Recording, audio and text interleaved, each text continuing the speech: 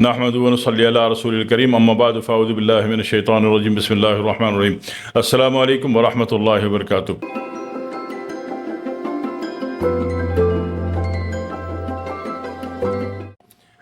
بلغم کیرا گرنے کا علاج، دیکھو گرنا اور ہے اور اگر جمع ہوا ہے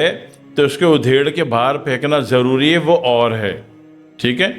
تو دونوں باتیں میں سمجھا دیتا ہوں کہ دونوں کی وجہ پہلے سمجھ لیجئے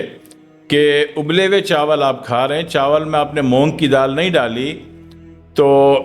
یا پلاؤ ٹائپ پکا کے کھا رہے ہیں، اس کے بعد ٹھنڈا پانی بھی پی رہے ہیں تو اس سے پھیپڑا، پسلی، سانس کی نالی بھی خراب ہوگی اور دماغ میں بھی بلغم جمے گا۔ اسی طرح کوئی وائرل ایفیکٹ، یہ جمے گا، یہ جمنے والی بات ہے کہ پھنس رہا ہے۔ اور اسی طرح کوئی وائرل انفیکشن کی زد میں ایسے آئے کہ حساسیت اتنی بڑھ گئی کہ جناب علی نزلہ زکام شروع ہو گیا، چھینکوں کا دور پڑ گیا اور جناب علی آپ کو کیرا گرنا شروع ہو گیا، ٹھیک ہے۔ تو دونوں باتیں نزلہ زکام بلغم سے متعلق ہیں، دونوں الگ الگ ہیں، ٹھیک ہے۔ کیرا گرنا، نزلہ زکام ہونا، چھینک آنا، یہ ایک الگ کیفیت ہے، اس میں اخراج کو کنٹرول کرتے ہوئے، خارج کرتے ہوئے روکنا ہے۔ تو ایسی صورت میں اگر ہم دیتے ہیں تو K2 کی 2 بوتل دے دیتے ہیں، اور اسی طرح TPHA VDRL آتشی کی زہر کوئی آ رہا ہے، سفلس آ رہا ہے تو اس میں بھی K2 کی 2 بوتل دے دیتے ہیں، جو کہ علاج کرنے کے اعتبار سے اگر K2 لے رہے ہیں، مرض کو خارج کرنے کے اعتبار سے اگر لے رہے ہیں، K2 2 طریقوں سے جاتی ہے نا، تو مرض کو خارج کرنے کے اعتبار سے لے رہے ہیں تو K2 ہر کھانے کے آدھے گھنٹے بعد آدھا ڈھکن ابال کے پینی ہے۔ اور سینہ، پسلی، پھیپڑا، سانس کی نالی، ان کے بلغم کو ادھیڑ کے باہر پھینکنا ہے۔ یہ چیز جمی ہوئی ہے، پھنسی ہوئی ہے، سانس میں رکاوٹ دے رہی ہے، دم گھوٹ رہی ہے، تو ایسی صورت میں RC6 کا کیپسول دیا جاتا ہے، جو کہ ریٹھے کی جڑ کا جوہر ہے، ٹھیک ہے۔ ان انگریڈینٹ پہ میں ویڈیو بنا چکا ہوں، ابھی میں آسان لفظوں میں بات کر رہا ہوں۔ RC6 کا کیپسول یا گولی دی جاتی ہے، جو کہ روزانہ دوپہر کے ٹائم جب سورج سر پہ ہو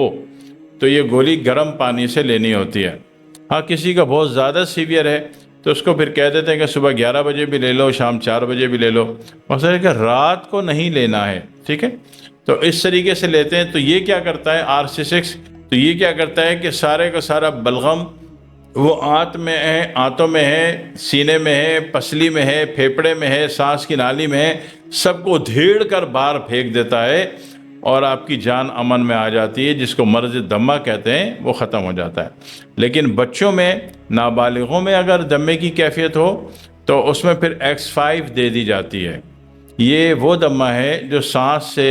آ رہا ہے، سانس کی نالی سے آ رہا ہے، پھیپڑے سے آ رہا ہے، پسلی سے آ رہا ہے۔ لیکن ایک کیفیت ہوتی ہے کہ صرف دم گھٹ رہا ہے، اگر ڈھکار آ جائے تو دم ٹھیک ہو جاتا ہے، تو وہ دمہ نہیں ہے، وہ ایئر لاک ہے۔ وہ ایئر لاک اگر ہوتا ہے کہ ڈھکار پھنس جاتی ہے یا بڑی سانس 10ویں سانس کھینچ کے لینی پڑتی ہے، سانس کھینچنے میں تکلیف ہو رہی ہے، مگر اس میں علامت یہ ہے کہ ڈھکار بھی پھنستی ہے، ٹھیک ہے،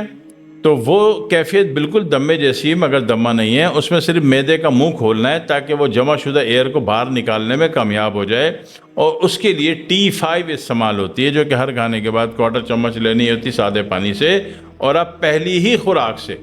یعنی کہ ایسے اشخاص زندگی میں آئے کہ کہنے لگے کہ میرا دل ایسا بند ہو رہا ہے کہ بس کھنجر مار کے نا اس کو کاٹ دوں، ان کو میں نے بولا T5 کی ایک خوراک پکڑائی، میں نے کہا بیٹا یہ پی لے، 10 قدم چل کے آ جا،